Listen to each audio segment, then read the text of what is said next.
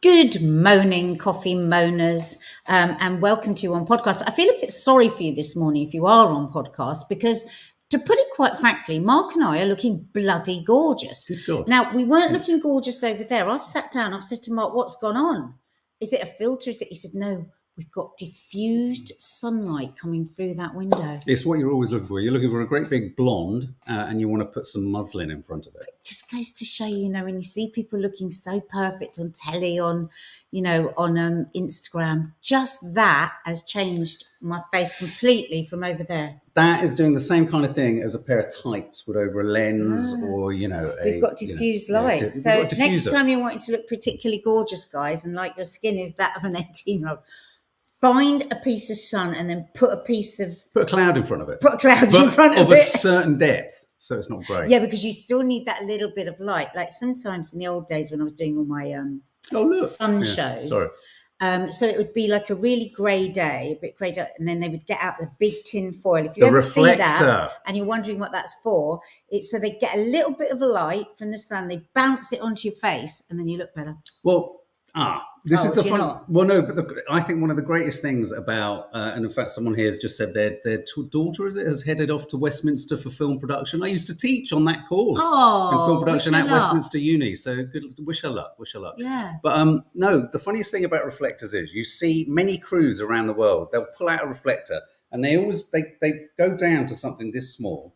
And they ping out like a diaphragm. So you always see, often they get given to the kind of... It reminded me of when I had a diaphragm every single time somebody got... Sorry, I'm so amazed at the way I'm looking. And it's always the kind of comic thing. Usually in a crew, if you've got a kind of novices come in, you'll give them the reflector and you'll say to them, let's just see how it's here. And it pings out. And then the more difficult is trying to put it back in. Anyway, I hate television or shows where you can see someone's used a reflector really badly. They've just gone for as much light as possible, and it looks like someone's shining a torch from underneath. Yeah, but when you've got a good cameraman, they'll do a little bit of bounce, and what they get is this. Exactly. I mean, I look like I've had a fucking facelift. Bounced light is the greatest light. Tell your daughter that, funky kids. Bounce it. Always bounce your light where you can. Right, so what are we doing today? Well, first of all, we are going to be doing Gaza as a separate video. There are a couple of recent stories that have come up that we are so gobsmacked by. We just want to do our due diligence and check them, because I actually dismissed the story. Both of us did a couple of days ago because it was so horrific. We couldn't actually believe it. So we're going to do a short video on Gaza separately. And there's no real good news out there. So we thought, let's have a bit of a fun. It's Monday morning. It's grey. It's drizzly. But we would love it if you did engage with the Gaza video that we're going to put up later, and share and keep on talking.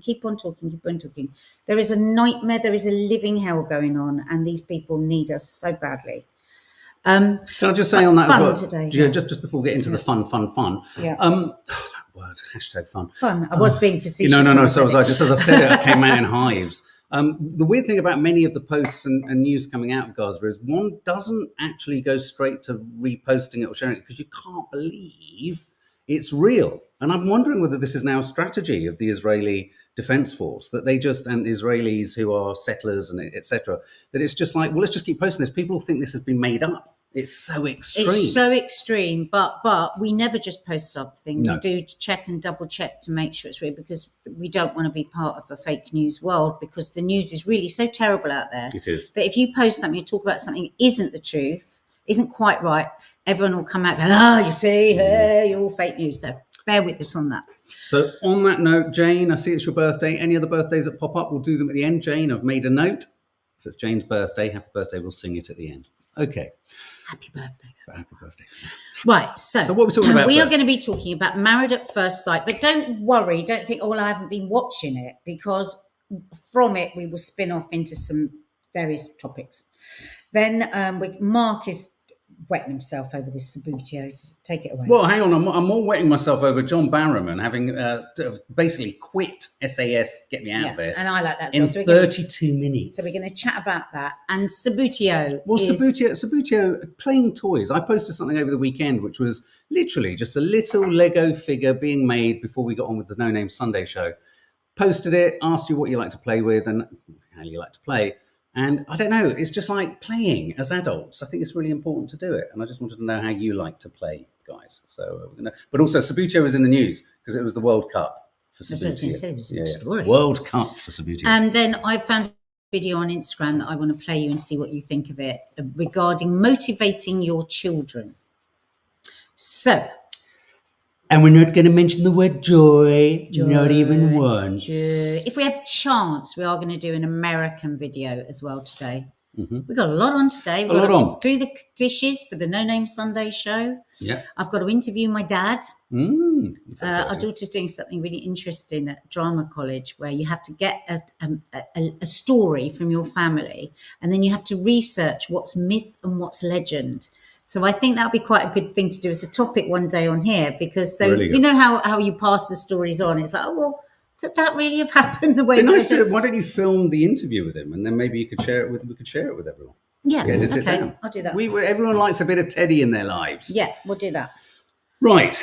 Let's talk about Married at First Sight or dating shows. I put why we love dating shows like Married at First Sight. Zoe is in the room just for this chat. We've been doing Mum and Dad or My Mum or Dad all week. Zoe has been begging for this. So Married at First Sight UK. Zoe, you really made me laugh on Instagram. What did she say? She was the one that said, I feel like I can rule the world today. I feel like I'm on top of it. I feel like I've got this life thing. Can anyone guess what it is? And she said, oh, have you had a bleached tea bag? I could smell bleach earlier. It's because I bought these unbleached tea bags. I thought you were going to say it's because I've had a bleached anus. What? I wondered where you were going. How can anyone bring anus into that bloody conversation? Just thought I'd try. Anyway, I tried going organic tea bags unbleached and I wasn't having a good time. So I'm back with the bleach and I'm loving it. I'm so pleased you're off the bleach because we're one of those households where on the bleach. If someone pushes down if Nadia pushes down a certain health tax, we all kind of in deference. Don't do it. Well, no. But we had no choice. There were no other tea bags. So, but it was just like, why are we these tea bags? They're like TikTok tea bags. I did like Remember the TikTok tea bags? Yeah. You get abroad, taste of nothing. Okay, so Married at First Sight UK. We've been watching it all last week. We're going to start doing some live reactions to it and chats about it, like we have done with My Mum, Your Dad. What is so good about this show? What is so good? I mean, firstly, good question. Yeah, firstly, I just want to say, I'd have thought 10, 15 years ago when we were throwing lots of proposals out, a lot of broadcasters, there was a moment where there was a kind of dating rush. When we were a production company. When there was a dating rush and then there wasn't, right down to the fact that, many commissioners and channels would say, whatever you do not pitch dating shows. And there was a feeling back then that, it's all been done, blind date, it came back, it didn't succeed. So my memory is so different from that. I felt like they were always bloody asking. No, because we were the first to pitch My Ex on the Beach. Do you remember they didn't want any of that stuff? A lot of the ideas, and it's not anyone stole them, it's just people get the similar ideas. A lot of our ideas that we had initially for dating shows became actual dating shows once we, just... Ironically, we met on a dating show. And we met. Many of you know that. Mark was the director, producer, and I was the presenter, and we met on a dating show. 20 episodes. No one got together, but we did, babe. We did. We were the only ones. And guess what it was called? Perfect Partner. My Perfect Partner. Okay, so why do we like it? Okay, right. As you guys know, my obsession, my hobby, my only real interest is people and what makes people do the things that they do. So I think it's that gobsmacking thought. Like, how could anyone just marry somebody without ever seeing them? Of course, there's many cultures and traditions where that's still at play today, and for some it works out quite well when the parents and families have matched. So I think it's so alien to our culture, isn't it? That the thought that you don't go through the processes and the engagement. So I think that's the thing at the first that just literally drives us all insane. Well, I think that was certainly its USP when it first came out. But it's still the USP as well. It is, but at the same time, you are aware that I think everyone's aware that we're building towards the actual final part of the kind of the construct is that, we're going to have will they or won't they at the very end. But it's still the thing because for me, I never watch a single episode where I don't say, and they've got to be in a room with them tonight. And every single episode I say, I think they should have separate rooms on the first night and we all go, what if there's a maniac? What is this? What is that? So it is that real, like, looking in on a situation. And yet many people will meet somebody in a club or something or a bus stop and then end up going home with them. So why we find it so utterly shocking, why I find it so utterly shocking, I don't know. Well, I think I find it shocking that, Zoe just said she applied and her dad was relieved that she didn't get called up. I mean, you did actually apply. Yeah. Keep applying. I mean, yes, it is the staggering potential risk and vulnerability and fact that people have thrown themselves. I think the thing that I get annoyed with is that you can sometimes spot the contributor who's there for kind of other purposes to promote themselves. They're not really committed. Yeah. You've got to be committed to the process. But I think, and somebody just brought up, I can't remember who it was now, so if you can say your name, they said, yes, it was I think it's too produced, Contrived. that they contrived, that they're getting two complete opposites and putting them together. Now, where I agree and I also disagree is because there's lots of other dating shows now. This seems to be the thing on dating shows. I always go for the same type and I need to change my type. And I think that is actually taking it away from a dating show program now and just in life, right? If you keep choosing the same person, but basically they just have a different name, you have to question yourself. Because if you keep making the same mistake, hoping for a different outcome, that is the definition of insanity, as they say, isn't it? So I do really, really like it in other dating shows when I've seen somebody go completely against type and it's worked out. But guess what? How often does it actually stay worked out? Because I think to change the type of person you're going for needs deep therapy. Yes. Because there's a reason. Like if you keep choosing somebody that's bad to you and that you have to keep chasing to try and make them like you, that goes way back through your whole life, through your whole childhood, and I think just deciding it on a dating show doesn't actually often bring results. But I think what is good about this format and is still good, there's a lot of people in the comments here saying that it's shifted, it's changed, it's become more contrived, more self-aware. But I think that's because they're trying to get people to change their patterns. Well, they are, but at the same time, I do think there's something to be said for it, because I think what I quite like watching is the ways in which, okay, they might not be able to go for the complete opposite, and for a fact, they're casting couples now. They're matching people up for drama rather than actual, I think, compatibility. But what I do like witnessing and watching and hearing in those opening kind of sort of first few weeks of them all getting together is the resistance that so many of them have to the type that they've been given. And the phrase that often comes out is, she's not my type. That, you know, when they don't like each other or don't get on, it's like, that's not my type. You're not my type. And I think it is really important, even if this show doesn't deliver you the different person or the person that you want, just to have your type challenged. Because I think so many people do just stick with this idea of a type. And we've been very upset, the women in this household, with the physical side of it, when they have given a man, it's always the man, isn't it, the complete opposite of what they've asked for physically, right? And that's happened 3 times now, I think, in so far in the series. And we get really upset. Oh my God! And you know, the girl's like, but she's beautiful and she's this and she's that, and I've actually boiled it down to now. We should not be angry for somebody not being physically attracted to somebody. Yeah, I think it's, because, and I think that's where the program goes wrong. I think go against personality type, but if you are really somebody that doesn't like a very skinny person or is never been really attracted to a very curvy person, to ask them to shift their personality type and their physical type is a recipe for disaster. And that's where I think it's contrived and just looking for conflict. And that's what I worry about, because I think people are getting really hurt. We're seeing it already. Yeah. And I find that so upsetting. No, I agree. And also, I mean, there's one particular couple in this where the guy turned around. She has a twin sister who's very pretty. They look different. Are they identical? Were they identical twins? No, they weren't. No. And so the woman who's getting married has always felt she sort of lived in the shadow of what she feels is her prettier sister. And then I couldn't help but feel that the program had slightly allowed this to happen, where the other younger sister that always seems to get the attention walks up the aisle first. The guy turns around, goes, wow. And then when the actual bride walks up the aisle, he doesn't say the same words. And in a weird way, that's unfair, both to the bride, obviously, but also to him. But what I liked about that particular story, and again, you don't have to watch the show to know this, is that our girls were outraged. We were all outraged. And then she came up, the actual bride, and he was like all of a mess and he couldn't speak and everything. He couldn't say she would look nice. And I loved it because the girls were saying, and I was saying, just walk away from him. Just walk away. Just walk away. Just walk away. Well, actually, we were wrong, because actually he said you know, of course, as a woman's coming towards him, he's going to go, oh, wow, this is the bride. Mm.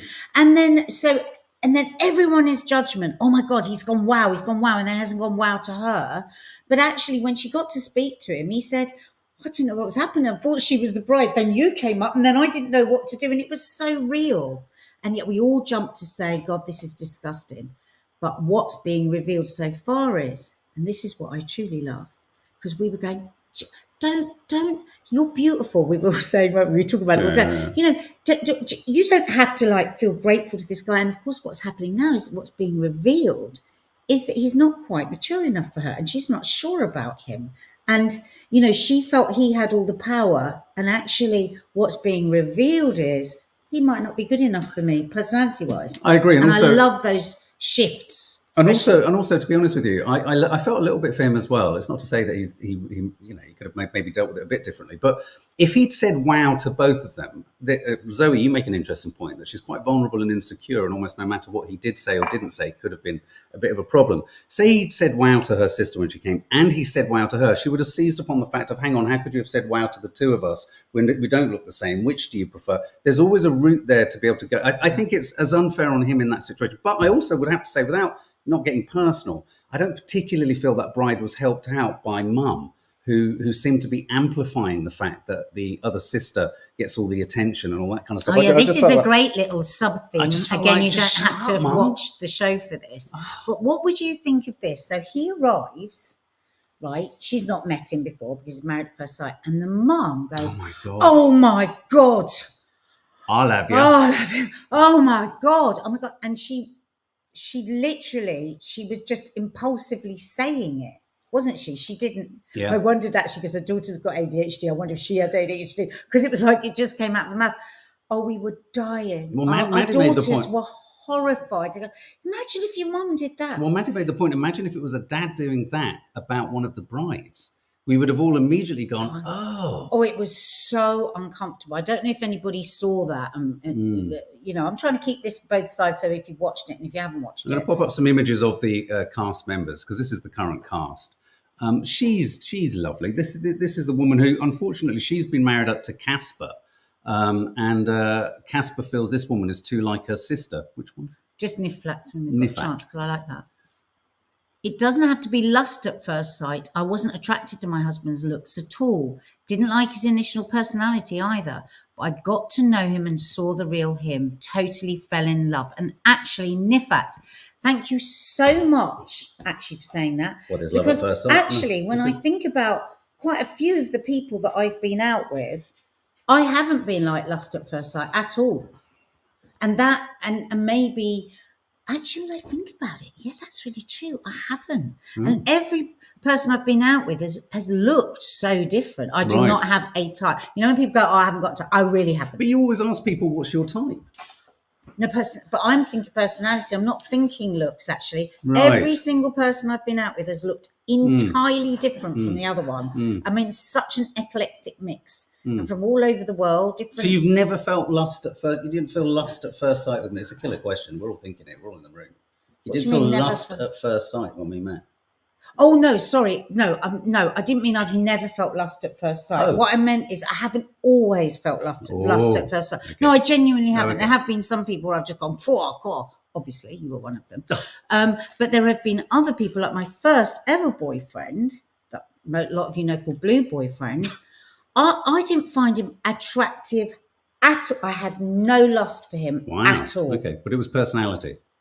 No. Well, we liked each other. We were friends. What was it? The fact that you were getting the same bus? But then we were friends. We were friends. Oh, I see. And then I became more and more interested in him. And then more interested in him, the more attractive I found him. And my sister Dina would always go, like that. And I never knew what she meant. Well, I mean, a lot of comments coming up here about lust at first. I mean, there's another dating show for you, Love is Blind, which is a fascinating show. That's another fascinating. The moment where the men cannot hide whatever their disappointment is. They literally cannot hide it. But I don't think it is just one way or the other. I can remember a couple of Married at First Sight women who were very unsatisfied or unhappy with the men. No, so far on this series. On this absolutely. Show, yeah. No, you're right. But so far. Okay. What was that Zoe was going to say? I always go for emotional. unavailable men, recently went on a few dates and he ended it as he didn't want anything serious. But you see, the thing is, What does that mean? I'm going to do a bit of conversation. COD psychology now, right? COD psychology. And I'm not saying about this directly to you, Zoe, but for like lots of people, if you felt that you've had to reach for the love of your parents or your parent, Right. like often that can be a reason why you choose a love avoidant. Right. Because like I can be a bit love avoidant, can't I? But I can also be a rescuer. So you get a bit of that, which was what you had as a child, like reaching for it. But then I also rescue. So I'm a bit of a weird one because I do both.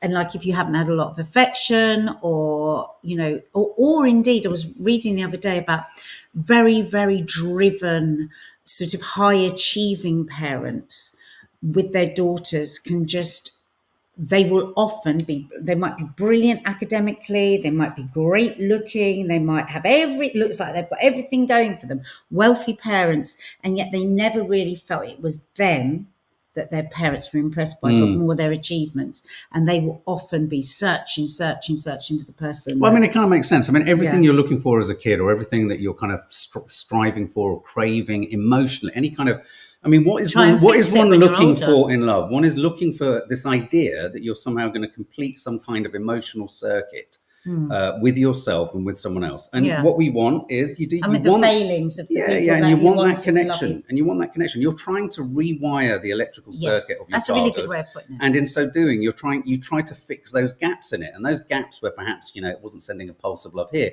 you start looking for it. And that's where we can fall into over kind of searching for it and over needing it and becoming over dependent on it, and can also find the wrong sort of person who themselves was themselves looking for a different kind of love and was rejected in a different way. Often two people in a relationship, when it doesn't become totally toxic and corrosive, are hurt people trying to fix the wrong parts of a circuit, and each time one potentially fixes it, the other one doesn't, and it goes like that. It's and often like people that are really avoidant of somebody, they might have been, not always, but they might have been really fussed over by a parent. And so they're a bit like, so they're the pusher awayers. These are very broad brushstrokes, but it's what I've sort of learned about from the therapy I've had and through couples therapy. These are bits and pieces. Bob. Lizzie Russell, it's attachment styles, isn't it? Weirdly, my relationship was quite opposite to mine with my parents. My parents weren't cuddlers really, but my relationship of 9 years has been totally different. Well, that's so wonderful. That's absolutely. So wonderful. Yeah. Do you think sometimes, it's like I've said this before, really ask yourself what you want. I think we forget to do that. And so we impulsively roll and fall into one thing after another. But say you want somebody that's really affectionate, you can find that out pretty quickly whether somebody is or not. And if that person isn't affectionate, it's going to cause you pain all the way through your life, all the way through your relationship, because it's constantly going to validate that feeling of rejection. But also the other truism, without getting into how to stay married territory here, is more often than not, if someone isn't doing something or isn't delivering on a part of what you feel is an important part, like affection is a good one. It's not just, we all internalize things, don't we? So we think, it's because I'm this, it's because I'm not attractive, it's because I'm not loved, it's because more often than not, that person is going through their own thing. I have issues sometimes around feeling like I can reach out, and that is about myself. It's about a sort of self-loathing rather than a not feeling enough for someone else. And so you can, it's so complicated. It's so complicated. See, look, I'm not going to lie. I want someone to be obsessed with me in a healthy way. Right. Okay. So you know how words are so powerful. If you change the word, because this is what I want. I always want somebody that really fucking likes me, but instead of saying obsessed, because if you think of all the connotations with obsession, often there's jealousy and if you think I want to be cherished, use the word cherished. This was years ago that this clicked in my head. My sister Dina was talking to me about a friend of ours, and her mum had said about the guy that she was going, what worries me is I didn't see him cherish her. And I thought, I like that word, cherish, because cherish is to love something and to respect it and to want to nurture it, isn't it? To cherish something. So it's like, when I feel cherished, that's a really beautiful moment, sometimes my dad will say something just out of the blue, because my mum and dad are beautiful, amazing parents that made me feel loved, but they're old fashioned. They won't often say anything like particularly, not, how do I say it? Soppy. Yeah. So, because it's not so, he'll just suddenly say something, and I like that, and I get that cherished feeling in my heart, and I think he must have done that all through my life. So somewhere in me there is that feeling of being cherished. So search in your head, what does cherished mean? Where was a time I felt it? Maybe it was never from your family, maybe it was from a teacher, from a friend, and try and tap into what that feeling is, and then ask for it, look for it. Can I just also, just going back to that word obsessed, I'm going to give you a little bit of kind of therapy speak or ideas from a male perspective. Go. So you're saying I want someone to be obsessed with me in a healthy way, in brackets. I would suggest that this could be maybe this, does this ring true at all for you in saying that? Giving out the sense that you want a sort of obsessive kind of response. As a man, they will potentially, some of us will go, great, they want to feel like I'm obsessed with them. And so they'll love bomb you. They'll love bomb you and make you feel like they are obsessed with you for a while. It's unsustainable. But somewhere, and not only is it unsustainable, and not necessarily, I don't mean this from a malevolent position. I think what we don't talk about, it's a big taboo, is that there is game playing that goes on in matters of the heart that isn't just about being a psychopath, a narcissist, a nasty. It's about self-protection. It's about testing boundaries. It's about having little kind of explorations into whether if I'm like this, will this work? But you put the word obsession out, they'll know that if they behave obsessed in a certain way, they're going to make you feel like, oh, great, this is great. And it's all going to go swimmingly for a moment. It's going to burn bright for a moment. But they then also know, unfortunately, they also know where your weakness is. You've told them by saying that you want them to be obsessed, that they know how also to withdraw that and pull that away and find some strength. So I think it's about not advertising or front loading the idea that you want someone to be totally into you. So he's just said, I was only joking about the word obsessed. No, I know, but I think I'm within really it, glad you said it, yeah. because I would challenge whether you're actually really joking, and I would challenge everybody who is wanting to have a relationship to just think about the word cherish. It's okay to say, I want somebody that I really like and they really like me. I think it's a really good. Well, that's a good obsession. Yeah, and also just finally on that point, yeah, I mean, obviously the word obsessed is extreme, but I do think we all send signals to each other of what we're needing, craving, yearning and wanting. And what's also baked into them, it speaks a bit to what Nadia always says to the girls and other young women she comes across, is don't front advertise all your vulnerabilities or what you consider to be maybe your quirks and strengths. Have a little think about before you say, oh, I'm such a, say for example this, I could get very clingy in a relationship. Because that will send a signal off to this person, unfortunately. Say they're just after a quick shag, say. They'll go, well, if I'm a bit clingy with her, she'll love that. So I'll be a bit clingy. But then I also know that I need to get out of this because she's told me she's clingy. So being clingy will get me what I want. Meanwhile, the person who said this, quite innocently, do you know what I mean? It's that balance just between not giving too many of your Wait a long old while keys before you tell them anything of a way that you've been badly treated. Well, just don't do it. Yeah, but just don't do it. That's my biggest bit of advice. Wow. Right. Okay. I've got to have a laugh about John Barrowman. John Barrowman was in SAS, whatever it's called. Get me out of here. And anyway, what did you think of this? What did it make you feel when you heard that he'd left after 32 minutes? Absolutely loved it. I pissed myself laughing last night. I was in absolute hysterics because he did a challenge. He walked off. He said, I'm going to change my public image. People think I just got my penis out and waved it around. I want to change all that. I was being silly. And then 32 minutes later, he was being sick in a corner. He said, I can't do this. I'm not doing it. I'm out. I love it. I just love it. Now, listen, everybody, he won't have got paid.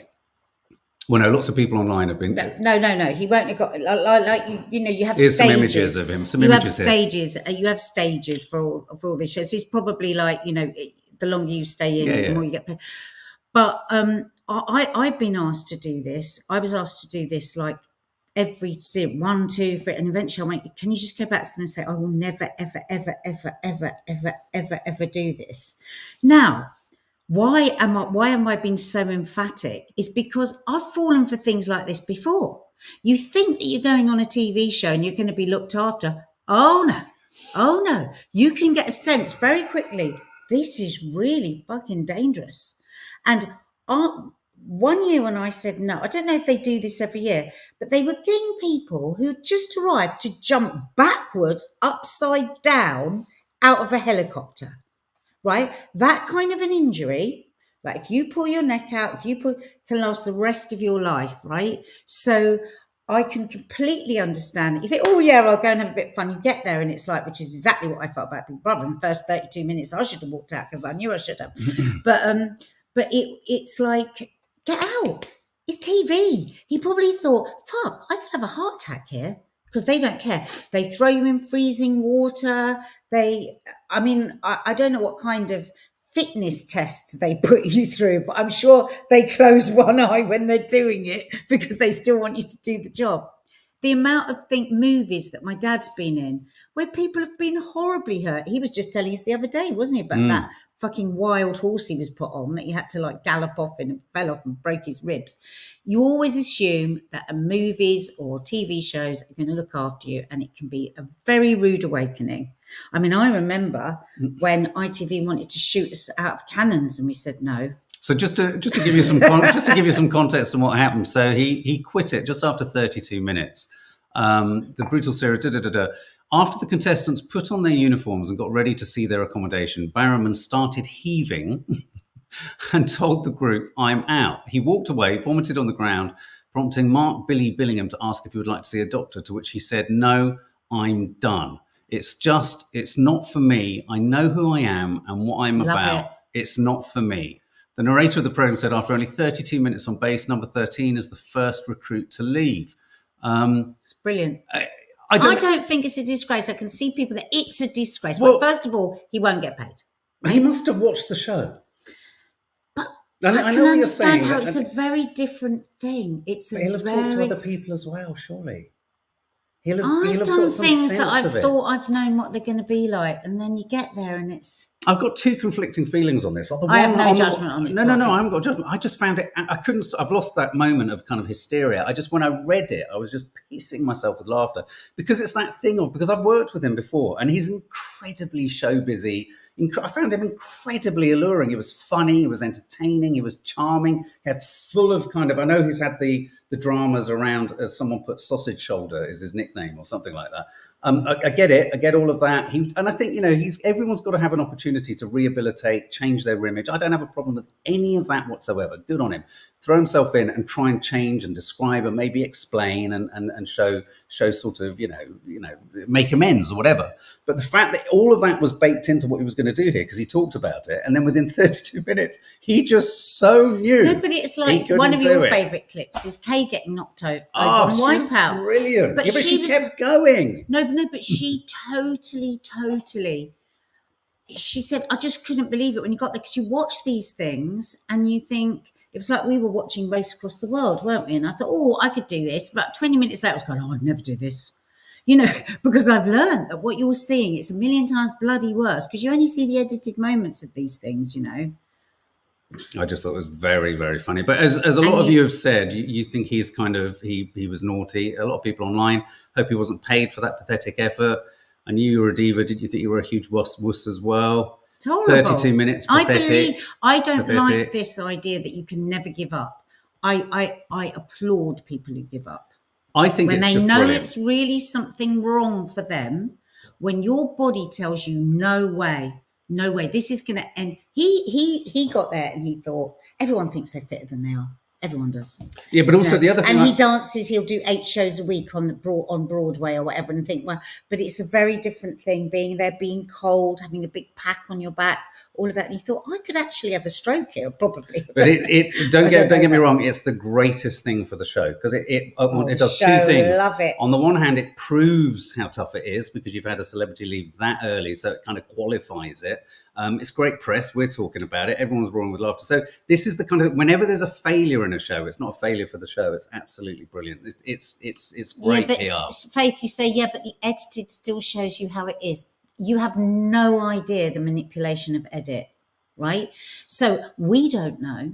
So 32 minutes from when the camera started rolling, maybe. So Yeah. was there 3 days before where they were making them? Because you don't know where you're going. You've got no idea. That was one thing I said, well, where would it be? They went, oh, I don't know. I went, well, I've got no, you know, had they already put everybody in one dormitory and their food was this and that? You don't see the build up to where you've got. You know, look, that level of manipulation is also at work in things like Married at First Sight. I'm promising you watch the way in which the weddings are cut in that show. They're cut so that one of them always looks like they're not particularly happy with the partner. Exactly. So that they can turn it round in the next episode. The edit is it's quite clunky sometimes. Like the two girls, the twins, we would get the sense that all she thinks is that she's not pretty and she's not this and that, because they just showed us that bit when she was talking about her sister. But there could have been so many other things that she was also saying that made her much more of a 360-degree sort of. So my conflict is, on the person. one hand, I think, this is so funny, how pathetic. But then at the same time, I'm thinking, good on him. He knows his limits. He's out. Yeah. I'm out of there. Good on him. Do you want to talk playthings or not? Anyway, I just wanted to share Subbuteo. We didn't win the World Cup, is that right?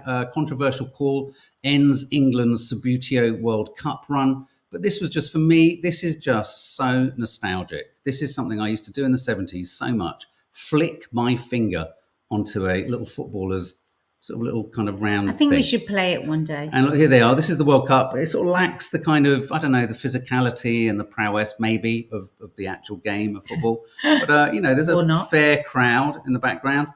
This was the World Cup finalists. But look, this is what I remember. I remember that boy on the right and me thinking, wow, how does he get that hair? And the boy on the left was, you know, clearly, you know, just thinking, I'm going to win this match. Now, I used to have one of these bits of stadium, but I only had about 3 members of the crowd on it. But this image literally is emblazoned from my child. Look, there's another one. Look at the hair flick. Look at the hair flick. Flick to kick. I think they're talking about the hair. We used to say, me and my sister, oh, it's got a flick. It's got a flick. Oh, he's got a flick and bell bottoms. Oh. A flick and bell bottoms. Yeah. Funky Kids has got Subbuteo. I loved it. It was so simple. So simple. And we were just talking about how important it is to play as adults. You know, we do this now. We've got this thing on our TV where there's all these games. We get all the family get up and we're all screaming and shouting. And it's so much fun. We forget to play. And play is really good for relationships as well. I was reading about this, how important it is for a relationship to be playful. We don't play to enough. Be silly, to be all those things. I think we're quite playful. Mark. I used to. What's really hard is to play Subbuteo on your own, because obviously you've got 2 teams. And I used to Shall I play Subbuteo? And I used to end up flicking the footballer to score a goal, and I would try and save it. Now, of course, if the goalkeeper was Tottenham, he'd always save it. But if it wasn't, it would go in. So it was a tilted Shall match. I play Subbuteo with you one day? No. Why? Because you'll just get frustrated. I might like it. And it might ruin your nails. I haven't got any nails. I'm not the sort of woman that doesn't do things because I'm in nails. Especially when you flick it hard. I have never mentioned my nails to you. Why would you say that? Because it's a no nails. It's a flicking game. Washing up hands. Anyway. So play more. That's what we need to do. And I just want to finally, because to do this, because I spoke about it on Instagram, is this Instagram post that I found. And I just think it's so lovely. So this is a teacher who asked her pupils what their ambitions were. She then, using AI, generated photographs of these kids as adults with their ambitions realised. And I just thought it was just so beautiful, their reactions. So have a look.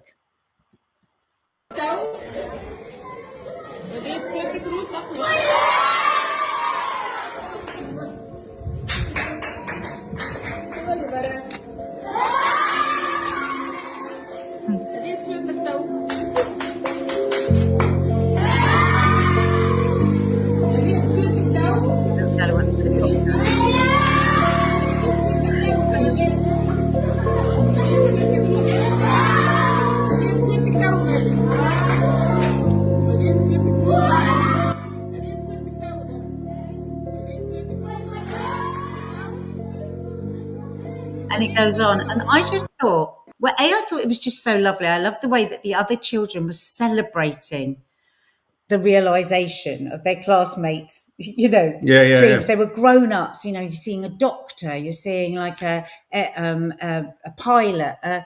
And I do think there's something in that, and I suppose like how we do that is to give positive affirmation to when your child says they want to do something. It's funny because Maddie came in, didn't we? Said, can you remember what you wanted to be when you were 7? She goes, oh God, it was probably something really stupid like a fairy. Yeah. And we both went, no. I said to her, no, what that says to me is, and actually when you think about what she was like when she was a little girl, she wanted to be an actress. Everything she did, she was it. You know, animals, she would just get so into the animal's mind. I mean, you can't show her anything about animals without sobbing. She feels things so deeply.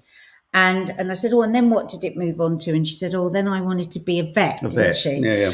And she goes, so it was stupid. And I felt a bit sad that she said it was stupid because I don't think we ever said anything they wanted to do was stupid. And I just thought there's something quite, I would love now for the kids to be little and just actually to do that AI generated of them actually in doing the thing that they wanted to do. I just wanted to be a drug addict.